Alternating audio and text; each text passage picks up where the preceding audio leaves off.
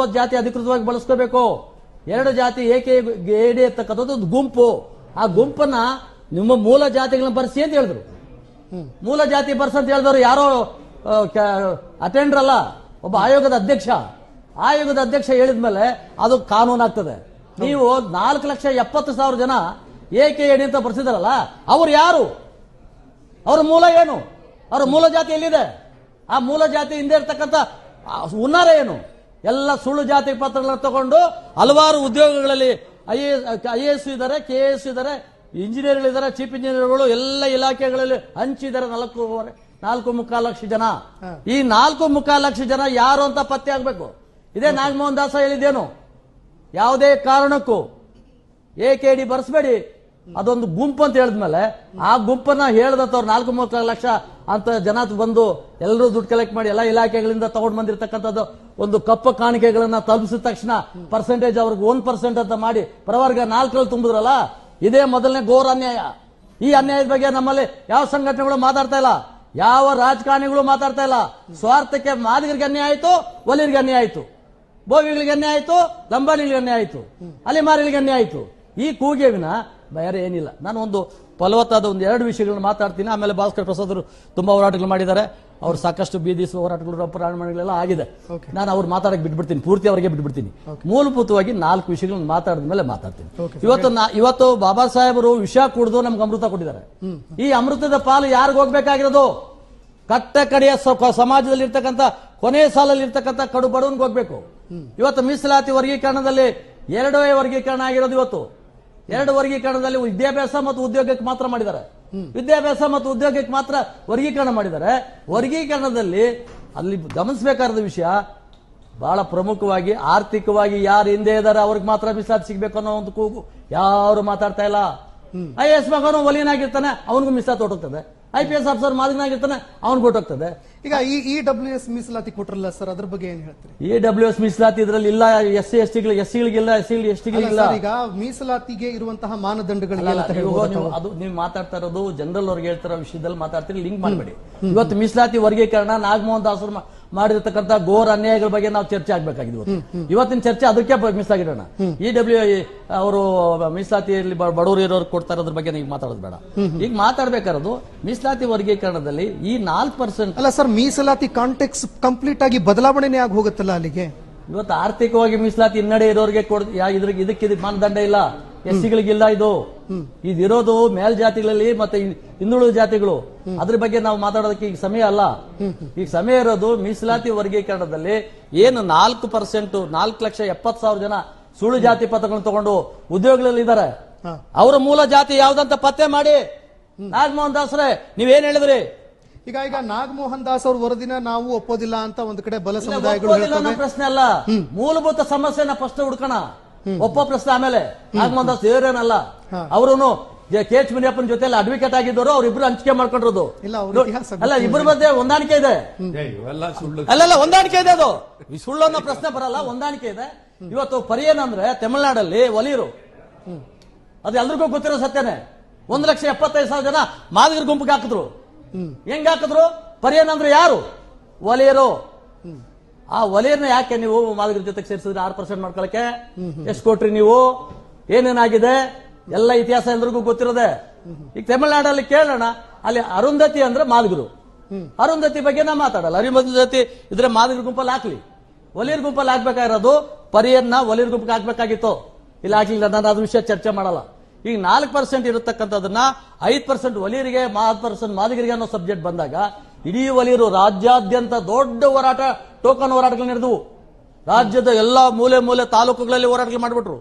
ಕೊನೆಗೆ ಸಿದ್ದರಾಮಯ್ಯ ಕರೆದ ನಮ್ಮ ಮಾದೇವಪ್ಪನವ್ರೇ, ಸರ್ಕಾರಕ್ಕೆ ಏನೋ ಡ್ಯಾಮೇಜ್ ಆಗಂಗಿದೆ, ಏನ್ ಮಾಡ್ಬೇಕು ಹೇಳಿ? ಒಲಿ ಆ 1% ಇದಾರಲ್ಲ AKAD, ಅವ್ರನ್ನ ಒಲಿಯರ್ ಜೊತೆಗೆ ಹಾಕ್ಬಿಡೋಣ. 6 ಈಕ್ವಲ್. ಅರೆ ಸಿದ್ದರಾಮಯ್ಯನವರೇ, ಒಲಿಯರ್ ಜೊತೆಗೆ ಯಾಕೆ ಹಾಕ್ತೀರಾ ನೀವು? AKAD ಮೇಲ್ಜಾತಿಗಳಲ್ಲಿ ಇರ್ತಕ್ಕಂಥ ಸುಳ್ಳು ಜಾತಿ ಪತ್ರಗಳು ತಗೊಂಡು ಇವತ್ತು ಅಕ್ರಮವಾಗಿ ನೀವು ಅಧಿಕಾರ ಹಿಡ್ಕೊಂಡಿರುವಂತವ್ರು. ನೀವು ಅವ್ರನ್ನ ಯಾಕೆ ನೀವು ಒಲಿಯರ್ ಜೊತೆ ಹಾಕ್ತೀರಿ? ಅವಾಗ ಕೊನೆಗೆ ಇವ್ರು ಹೇಳಿದ್ರು, ಸರ್ ಹಂಗ ಆಗಲ್ಲ ಸರ್ ಅಂತ. ಓಹೋ ಮಾದೇವಪ್ಪ, ಆಗೋದಿಲ್ವಾ? ಫೋನ್ ತಗೊಂಡ್ರು ನರೇಂದ್ರ ಸ್ವಾಮಿಗೆ ಫೋನ್ ತಗೊಂಡ್ರು. ಫೋನ್ ತಗೊಂಡು ಮಂತ್ರಿ ಆಗ, ನೀನು ಮಂತ್ರಿ ಮಾಡ್ತೀನಿ ಅಂದ್ರು. ಇವರು ಸ್ವಾಮಿ ಹಂಗ್ ಮಾಡಬೇಡಿ ನನ್ನನ್ನೇ ಮಂತ್ರಿ ಮುಂದುವರಿಸಿ ಅಂತ ದಂಬಾಲ್ ಬಿದ್ಬಿಟ್ರು ಮಾದೇವಪ್ಪನವ್ರು ದಂಬಾಲ್ ಬಿದ್ದ ತಕ್ಷಣನೇ ಆಯ್ತು. ಇಲ್ಲ ಒಂದೇ ನಿಮಿಷ ನಾನು ಇದು ಮುಗಿಸ್ಬಿಡ್ತೀನಿ, ಆಮೇಲೆ ಪ್ರಶ್ನೆ ಕೇಳಿ. ಇವತ್ತು ಬಹಳ ಸಮಸ್ಯೆ ಇವಾಗ ಎಲ್ಲಿದೆ ಅನ್ನೋದ್ರ ಬಗ್ಗೆ ನಮ್ ಇಷ್ಟು ಚಳವಳಿ ನಡೀತಾ ಇದಾವೆ. ಒಂದು ಸಾರಿ ನಡೀತದೆ ಬೋವಿಲ್ ಅಂಬಾಣಿಗಳು ಒಂದು ಕೊಲಂಬೋ ಜಾತಿಗಳು ಹೋರಾಟ ಮಾಡ್ತಾರೆ, ಒಂದ್ ಕಡೆ ನಡೀತದೆ ಮಾದಿಗರು ಹೋರಾಟ ಆಗ್ತಾ ಇದೆ ಅಂತ ಮಾದಿಗ ಮಾಡ್ತಾರೆ, ಇನ್ನೊಂದ್ ಕಡೆ ಹೋರಾಟ ಮಾಡ್ತಾರೆ ಒಲಿರು ಬಹುದಾ ಸಂಖ್ಯೆಯಲ್ಲಿ ಕೋಟಿಗಟ್ಟಲೆ ದುಡ್ಡುಗಳು ತಗೊಂಡು ಮಾಡ್ತಾರೆ. ಅದು ಹೋರಾಟ ಅಲ್ಲ, ಅದೊಂದು ರಾಜಕೀಯ ಸಮಾಜದ ನೋವು ಏನು ಅಂತಾನೆ ಗೊತ್ತಾಗಿಲ್ಲ. ಸಮಾನ ನೋವುಗಳಿದ್ರೆ ಹೇಳಿ, ಇವತ್ತು ಹೇಳಿ. ಅವರು ಆರ್ಥಿಕವಾಗಿ ಹಿಂದೆ ಇರ್ತಕ್ಕಂಥವ್ರು ಕೂಲಿ ಮಾಡೋನು, ಚಪ್ಪಲಿ ಹೊಲಿಯೋನು, ಜೀತ ಮಾಡೋನು, ಒಪ್ಪತ್ತು ಗುಡ್ ಗೆಲ್ದ್ರೆ ಅವನಿಗೆ ಮೀಸಲಾತಿ ಸಿಗಲಿ ಅಂತ ಒಂದು ಮಾತು ವೇದಿಕೆ ಮೇಲೆ ಹೇಳಿ. ಯಾಕೆ ಹೇಳಲ್ಲ ಇವರು? ಇವತ್ತು ಈ ಮಾತು ಹೇಳೋದಿಲ್ಲ ಇವ್ರು ಹೇಳೋದೆಲ್ಲ ಏನಂದ್ರೆ ಒಲಿಯರಿಗೆ ಮೀಸಲಾತಿ ಬೇಕು. ಹೌದು, IAS ಮಗನಿಗೂ ಬೇಕಲ್ಲಿ. ಚಪ್ಪಲಿ ಹೊಲಿಯೋನು ಏನಾಗಬೇಕು, ಜೀತ ಮಾಡೋನು ಏನಾಗಬೇಕು, ಕೂಲಿ ಮಾಡೋನು ಏನಾಗಬೇಕು, ಅವ್ರ ಬದುಕೇನು? ಈ ಮೀಸಲಾತಿ ದಲಿತರಲ್ಲಿ ಮತ್ತೆ SCಗಳಲ್ಲಿ ಬಲಿತವರು ಯಾರಿದ್ದಾರೆ? ಬಲಿತವರು ಆರ್ಥಿಕವಾಗಿ ಸುಪ್ರೀಂ ಕೋರ್ಟ್ ಜಡ್ಜಿ ಹೇಳಿದ್ದು ಅದನ್ನ ಗವಾಯಿ ಅವರು ಅದ್ರ ಯೋಚನೆ ಮಾಡ್ತಾ ಇಲ್ಲ ಇವರು. ಇವಾಗ IAS ಮಗ IAS ಆಗೋದಾದ್ರೆ ಬಡವನ ಮಗ ಬಡವನಾಗಿರ್ಬೇಕಾ? నేను ಹೋರಾಟಕ್ಕೆ ಬಂದವರಲ್ಲ, ಏನೋ 500, 300, 500 ಕೋಟಿ ಇಸ್ಕೊಂಡು ಬಂದ್ರವ್ರೆ. ಹೋರಾಟಕ್ಕೆ ನ್ಯಾಯವಾಗಿ ಯಾರು ಬಂದವರಲ್ಲ, ಅವರಲ್ಲ ಸ್ವಾಭಿಮಾನ್ಯತೆ ಸ್ವಲ್ಪ ಜನ ಬಂದವ್ರೆ. ಇನ್ನೆಲ್ಲ ದುಡ್ಡು ಇಸ್ಕೊಂಡು ಬಂದವ್ರೆ. ಕಾರ್ಗಳಿಗಿಷ್ಟೋ, ಲಾರಿಗಳಿಗಿಷ್ಟೋ, ಬಸ್ಗಳಿಗಿಷ್ಟೋ ಅಂತ ದುಡ್ಡು ಇಸ್ಕೊಂಡು ಬಂದಲ್ಲಿ ಹೋರಾಟಕ್ಕೆ ನಿಂತ್ಕೊಂಡು ಕೂಗಾಡಿದ್ರಲ್ಲ, ಅವ್ರ ಪರವಾಗಿ ನಿಮ್ಮ ಧ್ವನಿ ಏನು? ಅವ್ರ ನೋವು ಯಾರನ್ನ ಕೇಳಬೇಕು? ಬಾಬಾ ಸಾಹೇಬರು ಕೊಟ್ಟಿರ್ತಕ್ಕಂಥ ಮೀಸಲಾತಿಯನ್ನ ಕೇವಲ ಕೆಲವೇ ವ್ಯಕ್ತಿಗಳು ತಿಂತ ಕೂತಿದ್ದಾರೆ. ಇವತ್ತು ಅಕ್ರಮವಾಗಿ ಬಂದಿರತಕ್ಕಂಥವ್ರಿಗೆ ಇವತ್ತು ಅವಕಾಶ ಸಿಗ್ತಾ ಇದೆ. ಇವತ್ತು ರಾಜಕೀಯ ಮೀಸಲಾತಿ, ಇವತ್ತು ಉದ್ಯೋಗ ಮತ್ತು ಶಿಕ್ಷಣಕ್ಕೆ ಮಾತ್ರ ಮೀಸಲಾತಿ ಕೊಡ್ತಾ ಇದ್ದಾರೆ. ವರ್ಗೀಕರಣ ಆಗಿರೋದು ಇವೆರಡಕ್ಕೆ. ಶಿಕ್ಷಣದಲ್ಲಿ ಯಾರು ಕಮ್ಮಿ ಇಲ್ಲ. ಇವತ್ತು ಚಪ್ಪಲಿ ಹೊಲಿಯನ್ ಮಗ ಗೌರ್ಮೆಂಟ್ ಸ್ಕೂಲ್ ಓದ್ತಾನೆ, ಅವನಿಗೆ ಮೀಸಲಾತಿ ಸಿಗಲ್ಲ. ಯಾರು IAS ಮಗ ಇದ್ದಾನೆ ಅವನ್ ಡಾಕ್ಟರ್ ಕೋರ್ಸ್ ಸಿಗ್ತದೆ, ಇಂಜಿನಿಯರಿಂಗ್ ಸಿಗ್ತದೆ, ಉನ್ನತ ಉದ್ಯೋಗಗಳು ಸಿಗ್ತವೆ, ವಿದ್ಯಾಭ್ಯಾಸ ಸಿಗ್ತದೆ. ಆದ್ರೆ ಬಡವ ಇದಾನಲ್ಲ, ಅವನ ಕತೆ ಏನು? ಅವನು ಕೊಡಿ ಅಂತ ಹೇಳಿ. ನೀವು IAS ಮಾಡ್ಕೊಂಡಿದ್ದೀರಾ, IPS ಮಾಡ್ಕೊಂಡಿದ್ದೀರಾ, MLAಗಳಾಗಿದ್ದೀರಾ, MP ಗಳಾಗಿದ್ದೀರಾ, ನೀವ್ ಹೇಳಿ ನೋಡೋಣ. ನನ್ನ ತಮ್ಮ ಅವನು, ನನ್ನ ತಂಗಿ ಅವಳು, ನನ್ನ ಅಕ್ಕ ಇವಳು, ಅವ್ರ ಮಕ್ಳಿಗೆ ಸಿಗ್ಲಪ್ಪ, ನನ್ಗೆ ಬೇಡ, ನಾನು ಚೆನ್ನಾಗಿದ್ದೀನಿ ಅಂತ ಒಂದ್ ಮಾತು ಹೇಳಿ. ಈ ಚಳವಳಿಗಾರರು ಹೇಳಿ ನೋಡೋಣ. ಚಳವಳಿಗಾರರಿಗೆ ಯೋಚನೆ ಮಾಡ್ತಾ ಇಲ್ಲ. ಎಲ್ಲ ಒಂದ್ ಕಡೆ ಮಾದಿಗರಿಗೆ ಅನ್ಯಾಯ ಆಗ್ಬಿಡ್ತೋ ಅಂತ ಒಂದ್ ಕಡೆ, ಒಲಿಯರಿಗೆ ಅನ್ಯಾಯ ಆಗುತ್ತೋ ಅಂತ ಇನ್ನೊಂದ್ ಕಡೆ, ಬೋವಿಲ್ ಅಂಬಾಣಿಗೆ ಅನ್ಯಾಯ ಆಯ್ತೋ ಒಂದ್ ಕಡೆ. ಪಾಪ ಅವರು ಅಮಾಯಕರು, ಇವರು ನಮ್ಮ ಅಲೆಮಾರಿಗಳು, ಅವನ್ನ ತಗೊಂಡೋಗಿ ಇಟ್ಟು ನೀವು ಕೊಲಂಬೋ ಜಾತಿಗಳು ಸೇರಿಸ್ಬಿಟ್ಟಿದ್ದೀರಿ. ಅವ್ರು ಯಾವತ್ತು ಒಂದಾದ್ರೂ ಒಂದು MLA ಆಗಕ್ಕಾಗುತ್ತಾ? ಒಂದೇ ಒಂದ್ ಸಾರಿ ಅವ್ರಿಗೆ ಕಾರ್ಪೊರೇಷನ್ ಮೆಂಬರ್ ಆಗಕ್ಕೆ ಸಾಧ್ಯ ಆಗುತ್ತಾ? ಗ್ರಾಮ ಪಂಚಾಯತಿ ಮೆಂಬರ್ ಆಗಕ್ಕೆ ಸಾಧ್ಯ ಆಗುತ್ತಾ? ಇವತ್ತು ಈ ಅನ್ಯಾಯಗಳ ಬಗ್ಗೆ ಚರ್ಚೆ ಆಗ್ಬೇಕು. ಈಗ ಒಂದು ಕಡೆ ನಾವು ಮತ್ತೊಂದು ಕಡೆ ಕೂಡ ನೋಡ್ತೀವಿ ಸರ್, ಕೇವಲ ಅಹಿಂದ ಅನ್ನೋದು ಕೇವಲ ಮಾತಿಗಾಗತ್ತಾ ಅಥವಾ ನಿಜವಾಗ್ಲೂ ಅಧಿಕಾರ ಹಿಡಿಯೋದಕ್ಕೆ ಹಿಂದುಳಿದ ವರ್ಗಗಳು ಒಂದು ವೇದಿಕೆಗೆ ಬರೋದಕ್ಕೆ ಯಾವತ್ತಾದ್ರೂ ಸಾಧ್ಯ ಆಗತ್ತಾ, ಅಥವಾ ಕೇವಲ ಇದು ಆಂತರಿಕ ಕಚ್ಚಾಟ ಮಾತ್ರನಾ? ಬಾಬಾ ಸಾಹೇಬ್ ಅಂಬೇಡ್ಕರ್ 1952ರಲ್ಲಿ ಏನ್ ಪರಿಶಿಷ್ಟ ಜಾತಿಗಳಿಗೆ ಮೀಸಲಾತಿ ಕೊಟ್ಟರು, 6 ಜಾತಿ ಇದ್ದಿದ್ದು. 6 ಜಾತಿ ಇದ್ದಿದ್ದು ಅಂಬೇಡ್ಕರ್ ಮೀಸಲಾತಿ ಕೊಟ್ಟಾಗ ಮೈಸೂರು ಮಹಾರಾಜರು ರಾಜ್ಯದ ಗವರ್ನರ್, ರಾಜ್ಯಪಾಲರಾಗಿರ್ತಾರೆ. ಮೊದಲನೇ ಸ್ವತಂತ್ರ ಬಂದಾಗ ಅವರು ರೆಕಮೆಂಡ್ ಮಾಡೋದು 6 ಜಾತಿಗಳನ್ನ. ಇವತ್ತು 95 ಜಾತಿಗಳು ಸೇರಿಸ್ಬಿಟ್ರು ವೋಟ್ ಬ್ಯಾಂಕ್ ರಾಜಕಾರಣಕ್ಕೆ. 95 ಸೇರಿಸಿದಾದ್ಮೇಲೆ ಸೇರಿಸ್ಲಿ ಹೋಗ್ಲಿ, ಜನಸಂಖ್ಯೆ ವಿಸ್ತರಣೆ ಆಯ್ತಾ? 6 ಇದ್ದಾಗೂ 15%, 95 ಸೇರಿದ್ರು 15%. ಇವತ್ತು 2% ಹೆಚ್ಚಿಸೋದಕ್ಕೆ ತಿನ್ಕಾಡಿ 75 ವರ್ಷ ಬೇಕಾಯ್ತಾ? ಅಲ್ಲ, ಬೇರೆ ಬೇರೆ ರಾಜ್ಯಗಳಿಗೆ ಎಲ್ಲವೂ ಸಾಧ್ಯ ಆಗತ್ತೆ. ಅದು ಕರ್ನಾಟಕದ ವಿಚಾರದಲ್ಲಿ ಮಾತ್ರ ಅಲ್ಲ, ಎಲ್ಲಾ ರಾಜ್ಯಗಳಲ್ಲೂ ಇದೇ ಗೋಳು. ನಿಮ್ಗೆ ಅಲ್ಲಿಂದ ಗೊತ್ತಿಲ್ಲ ಅಷ್ಟೇ. ದೂರದ ಬೆಟ್ಟ ನುಣ್ಣಗಿದೆ ಅಂತ ಕೆಲವೇ ರಾಜ್ಯಗಳಲ್ಲಿ, ಎಲ್ಲಾ ರಾಜ್ಯಗಳಲ್ಲೂ ತುಳಿತ ಒಳಪಟ್ಟಂತವ್ರ ಪರವಾಗಿ ಧ್ವನಿ ಎತ್ತಂತ ಸಂಘಟನೆಗಳಾಗ್ಲಿ, ಧ್ವನಿ ಎತ್ತಕ್ಕಂತ ರಾಜಕಾರಣಿಗಳಾಗ್ಲಿ, ರಾಜಕೀಯ ಪಕ್ಷಗಳಾಗ್ಲಿ ರಾಷ್ಟ್ರ ಮಟ್ಟದಲ್ಲಿ, ರಾಜ್ಯ ಮಟ್ಟದಲ್ಲಿ ಇಲ್ಲ. ಇವತ್ತು ನಮ್ಮ ಭಾಸ್ಕರ್ ಪ್ರಸಾದ್ ನನ್ನ ಸಹೋದರ, ಹಿರಿಯರು ಹೋರಾಟಗಾರರು ಚೆನ್ನಾಗಿ ಮಾಡಿದ್ದಾರೆ, ಬಹಳ ಹೋರಾಟ ಮಾಡಿದ್ದಾರೆ, ಬಹಳ ನಿಷ್ಠೂರ ಆಗಿದ್ದಾರೆ, ಬಹಳಷ್ಟು ಅವರು ನೋವು ತಿಂದಿದ್ದಾರೆ, ನಾನು ಒಪ್ಕೋತೀನಿ.